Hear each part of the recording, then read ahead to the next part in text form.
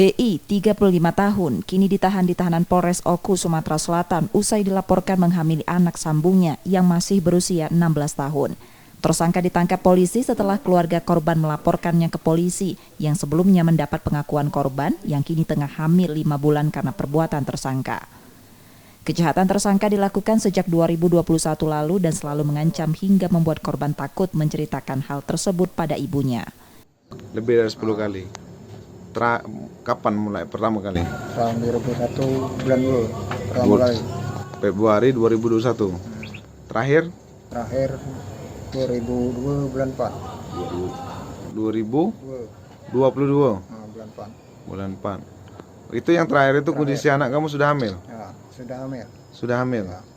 Korban saat ini sedang hamil, yang saat ini berdasarkan visum yang kami terima dari Rumah Sakit Umum kondisi 19 minggu. Untuk ancaman untuk pelaku dalam hal ini kita terapkan pasal 81 ayat 1, 2, dan 3 Undang-Undang RI nomor 17 tahun 2016 atas penetapan Perpu RI nomor 1 tahun 2016 tentang perlindungan anak dengan ancaman 15 tahun. Pemeriksaan pada tersangka masih terus dilakukan polisi. Tersangka juga terancam hukuman di atas 10 tahun penjara. Setia Budi, Kompas TV, Ogan Kombring Ulu, Sumatera Selatan.